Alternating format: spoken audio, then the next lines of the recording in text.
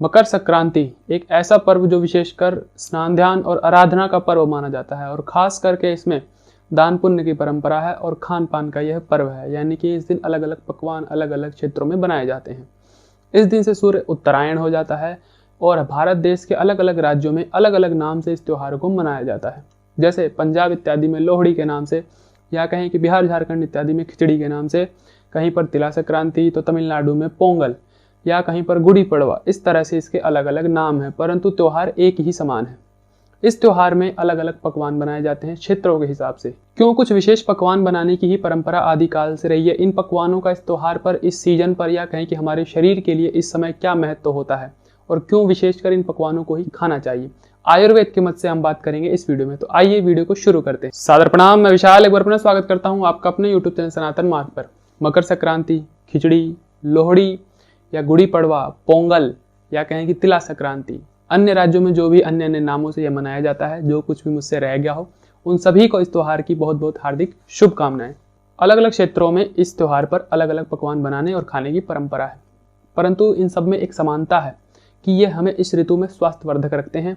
यह पकवान ऐसे होते हैं जो कि ऋतु के अनुसार तैयार किए जाते हैं और इसीलिए यह परंपरा बहुत ही पुराने समय से चली आ रही है, जो कि हमारे स्वास्थ्य को उत्तम बनाती है और मौसम में होने वाले बीमारियों से हमें सुरक्षित रखती है। तो जैसे कुछ पकवानों की बात करें, जैसे गजक बेसिकली तिल से तैयार किया जाता है। इसको सफ़ेद तिल से या काले तिल से, दोनों से तैयार किया जाता है। गुड़ की चाशनी वगैरह में इसको मिला करके उसमें घी इत्यादि या कहें कि कुछ सूखे मेवे भी डाले जाते हैं। उस तरह से गजक तैयार होती है। बेसिकली इसकी शुरुआत मुरैना से मानी जाती है, जो कि एमपी के अंदर पड़ता है। तो इन क्षेत्रों में गजक तैयार की जाती है। अब तो ये हर जगह होने लगी है या हर जगह उपलब्ध भी होती है। फिर उसके बाद बात करें पंजाब इत्यादि के इलाकों में, जैसे गन्ना वगैरह बहुत ज़्यादा होता है, तो इस क्षेत्र में गन्ने के रस से खीर तैयार की जाती है और लोहड़ी इत्यादि में उसका सेवन किया जाता है, या कहें कि खीर तैयार करने की बहुत ही पुरानी परंपरा है। गन्ने के रस में दूध इत्यादि उसमें डाला जाता है, चावल वगैरह की खीर उसमें तैयार की जाती है। बाकी उसमें कुछ सूखे मेवे आप डाल सकते हैं। फिर महाराष्ट्र में चलें तो पूरन बनाने का विधान है, जिसे पूरन पोली कहा जाता है। इसे चने की दाल से तैयार किया जाता है। उसके अंदर गुड़ वगैरह मिला करके उसको आटे के अंदर भर के उसकी पूड़ियाँ या कहीं की रोटियाँ बनाई जाती हैं। तो इस तरह से उसे वहाँ पर खाने का विधान है। फिर और बात करें तो बिहार इत्यादि में या झारखंड में तिल के लड्डू या तिलवा जिसको कहा जाता है, वो सेवन करने का विधान है। तिल को भी उसी तरह से भून के, जो गुड़ की चाशनी है उसके अंदर कुछ मेवे वगैरह डाल के या कहीं की मूंगफली इत्यादि डाल के इसे तैयार किया जाता है, जिसके अंदर अदरक वगैरह भी डाली जाती है। और चिवड़ा या मूढ़ी जिसे मुरमुरा कहा जाता है, उसके भी लड्डू गुड़ की चाशनी के अंदर तैयार किए जाते हैं और उनका सेवन करने का इस त्यौहार के अंदर विधान है। उस क्षेत्र में या यूपी बिहार में एक और विधान है कि दही और चिवड़ा इस दिन सेवन किया जाता है। उसके अंदर भी विशेषकर गुड़ डाला जाता है। एक चीज़ आप इन सभी में देख रहे हैं कि गुड़ एक कॉमन चीज़ है, हर जगह यूज किया जा रहा है। चाहे वो तिल का लड्डू हो, चाहे दही चिवड़ा हो, चाहे मुरैना की गजक हो, कोई भी हो, उसके अंदर गुड़ विशेष है, इसके अंदर कॉमन चीज़ है। इन क्षेत्रों में इस त्यौहार को खिचड़ी के नाम से भी जाना जाता है। खिचड़ी, और इस दिन रात्रि के समय, दिन के समय दही चिवड़ा और रात्रि के समय खिचड़ी का सेवन किया जाता है। खिचड़ी में विशेषकर दाल और जो चावल है उससे तैयार की जाती है। बाकी वहाँ की जो सीजनल सब्जियाँ हैं जो भी उगती हैं वहाँ पर उस क्षेत्र में, उसे भी उसमें डालकर उसे पकाया जाता है और फिर उसका रात्रि में सेवन किया जाता है। दिन के समय दही और चिवड़े का सेवन किया जाता है।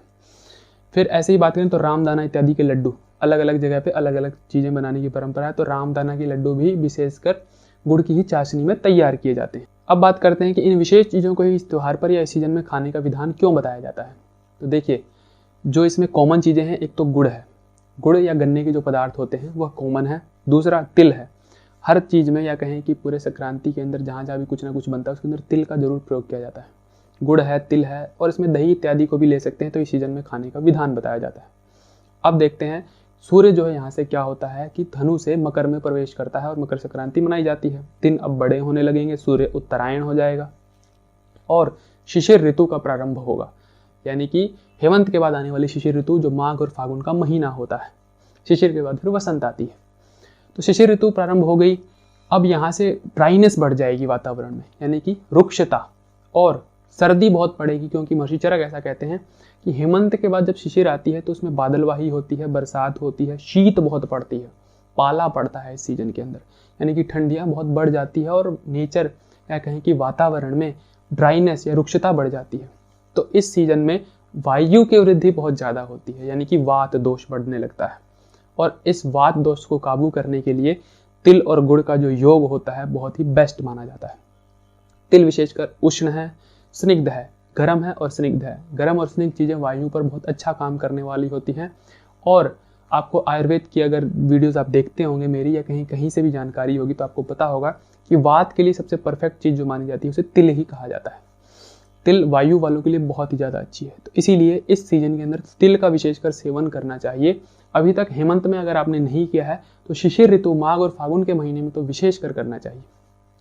फिर इस तिल के साथ यदि गुड़ का संयोग बैठ जाए, या कहीं कि गुड़ की अलग से भी बात करें, तो गुड़ भी है जो स्निग्ध है, साथ ही साथ वात का नाश करने वाला है, वायु का समन करने वाला है। नया गुड़ कफ की वृद्धि करता है। जो पुराना गुड़ होता है त्रिदोषनाशक होता है, जो 1 साल से पहले रखा गया हो, यानी कि 1 साल तक स्टोर करके रखा गया हो, वह पुराना गुड़ होता है, वह त्रिदोषनाशक होता है। तो जिनको बाकी अदर कोई समस्या है या कफ की विकृति है तो वह पुराना गुड़ प्रयोग कर सकते हैं। जिनको जवान है, अग्नि बहुत अच्छी है, पाचन अच्छा है, क्योंकि नया गुड़ भारी होता है, तो वो लोग नया गुड़ प्रयोग कर सकते हैं। और तिल और गुड़ जब दोनों को मिला देंगे तो ये तो डाइजेशन में भी बहुत अच्छा हो जाता है। साथ ही साथ बल, शुक्र की वृद्धि करने वाला, ताकत लाने वाला, आपकी मैथुन शक्ति को बढ़ाने वाला, इस तरह से बहुत सारे कार्य करने वाला होता है। फिर बात करें, दही जो है वो स्निग्ध है, गुरु है, उष्ण है, यानी कि चिकनी है, गुरु यानी कि भारी है, और उष्ण है, वात का नाश करने वाली है, कफ और पित्त की वृद्धि करने वाली है। तो अब इसके अंदर जब हम दही का प्रयोग करते हैं तो ये हमारे लिए वायु के लिए बहुत ज़्यादा अच्छी रहती है, वायु से हमें सुरक्षा करती है। एक तो पाचन बहुत अच्छा होता है हमारा इस ऋतु में, हेमंत और शिशिर दोनों ही ऋतुओं में पाचन बहुत अच्छा होता है। बट दिक्कत ये होती है कि वहाँ स्निग्धता होती है, यहाँ रुक्षता बढ़ने लगती है, ड्राइनेस बढ़ने लगती है। तो ड्राइनेस बढ़ेगी तो उसे दूर करने के लिए चिकनी चीज़ें चाहिए, और दही स्निग्ध है, चिकनी है, इसके अंदर फैट होता है। तो यहाँ पर दही का प्रयोग करना उचित है, आसानी से पच भी जाती है, और गर्म है तो हमें सर्दी से भी बचाती है। सर्दी से होने वाली जितनी भी समस्या है उसे दही हमें बचाने का कार्य करती है। बस रात का समय इसका सेवन नहीं करना चाहिए, इसका सेवन दिन के समय ही करना चाहिए। फिर भी कभी कभार दही का सेवन आपके लिए चल सकता है। अगर आप मेहनत कसरत नहीं भी करते हैं तो हफ्ते में 1 आध दिन 2 दिन ले सकते हैं, वो कोई दिक्कत नहीं है। बट रोजाना जो दही का सेवन करता है, बल्कि रोजाना तो आयुर्वेद मना ही करता है कि रोजाना दही का सेवन नहीं करना चाहिए, कभी कभार सेवन करना चाहिए। और विशेषकर दही के सेवन करने के जो महीने बताए गए हैं, हेमंत ऋतु या शिशिर ऋतु ही बताया गया है, यानी कि सर्दियों के समय में इसका प्रयोग अच्छा माना जाता है। वसंत या गर्मियों में ये अच्छा नहीं है, क्योंकि उष्णता बढ़ाने वाला है, पित्त की वृद्धि और पित्त के रोग करने वाला है। इसीलिए ये सीजन बेस्ट है, जितना यूज करना है अभी ही कर सकते हैं। तो इस तरह इस त्योहार से आप तिल गुड़ जैसी चीज़ों का सेवन शुरू करें, और पूरे ऋतु में इसका सेवन कर सकते हैं। शिशिर ऋतु तक इसका सेवन अच्छा रहेगा। ये आपको बहुत से होने वाले वायु के रोगों से बचाने वाला है, और आपको ठंडी से या सर्दी से भी बचाने वाला है।